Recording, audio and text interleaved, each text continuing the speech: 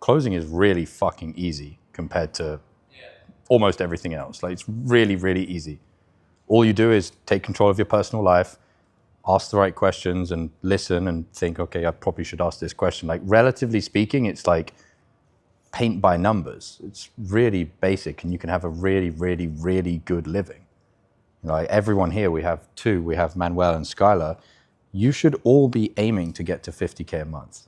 Not in the next 4 years, in the next like 6 to 12 months.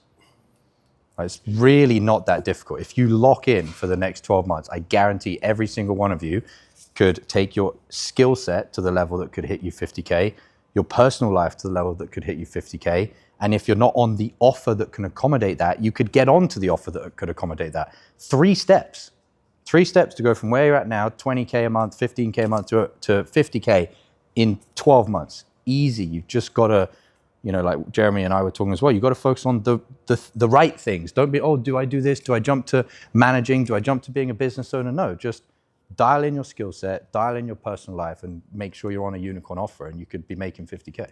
Every moment of every day of your life, you should wake up and go, I have however many hours today, 12 hours. Of all the things at my disposal, what is the biggest thing that can generate me a return on my close percentage for the call that's coming up in 1 hour, in 3 hours, in 5 hours, today, tomorrow morning? And if you really are critically honest with yourself about all those things, you'll find what it is. Like, I could give you a list of things for me at the time when I was selling.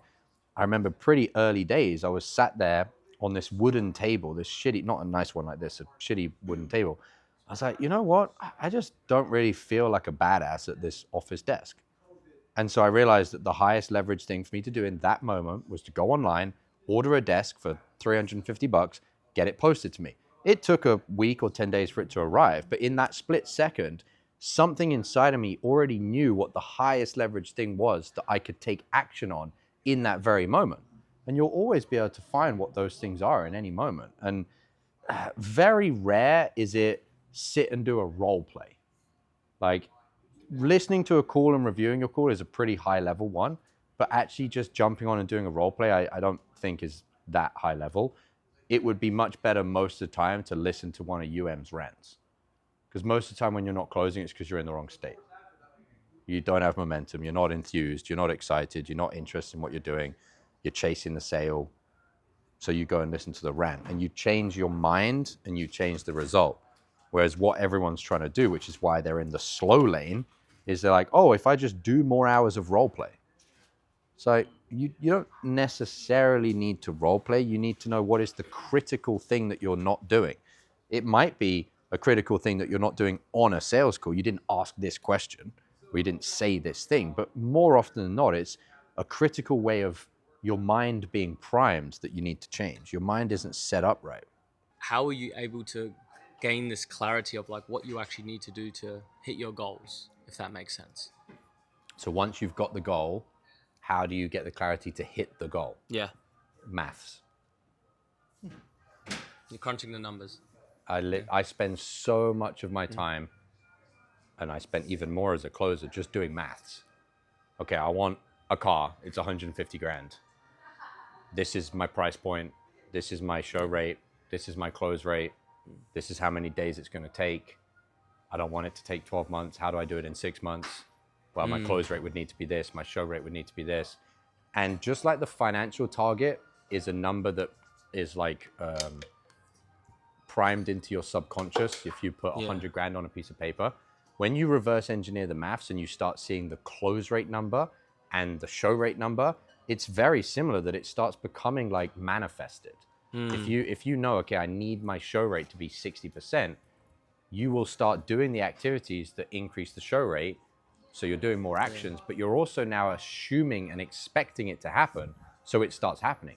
Same thing with your close rate. If your close rate is 40% and you realize to get the target, you need it to be 60%, you're actually going to take the actions during the day to do the sales training, to do the call reviews, to jump on the live calls, to ask questions, to get me to rip your calls to shreds, because you have a target number. Yeah. Whereas what a lot of people do is they're here and they know they want to move forward, they want to progress, but they don't know where that destination is. Some people get the destination, which is having like a financial target number, but then they don't reverse engineer it. So they've kind of got these two like polar opposites, but they don't have a bridge in the middle. The moment you have where you are now, where you want to go, and mathematically the bridge in between, it's just time. It's just, okay, I'll just follow the steps. It's great that you said that, because when you crunch the numbers and you gain that clarity, you're like, oh shit, I actually don't need to do that much work as I think I do. Right. It's like, fuck, like I crunch the numbers for next year to hit my goals. I'm like, fuck, I don't actually need to do that much work. Right. And then from the numbers, you know how to show up in the right way. It's just like, it's just it's just a downhill snowball. Yeah. And then you just get, I just need to do this, this, and this, as UM says. Just plan what you do for the day. And once your financial target's clear, then you know how to do your daily schedule. Yeah. And then you can see how the launch pad is in specific order, how you did it. It's like, that clarity. Yep. Yeah. The same reason that a lot of people don't want to write their financial target is the same reason they don't want to do simple math. Because when you define the target, you're locked into, I've actually set the target, so I better fucking do this now. It's the same reason people don't want to do the math. Because you're either going to do the math and realize, based on what you've got right now as far as resources, you're not going to hit your target. Which is like, okay, I need to change something. Well, people don't like change. So they don't want to do the math to figure out that they need to change something because it's not a comfortable experience. Or you do the math and realize, I can make this happen with my resources, but I need to get way better than I am right now. And that humility, that willingness, Carl Jung says, you'll find what you most want to find where you least want to look. Most people don't understand that concept, so they don't look at the math of how to hit the goal because they don't want to be uncomfortable when they realize, I need to make a lot of changes. Yeah. But as soon as you define the math, it's like, if you cross that first hurdle of sitting down with a blank piece of paper and writing down the equation of hitting your goals, whether you write the equation and realize you can hit it with your current statistics or you can't, you're like 99% ahead of everybody else.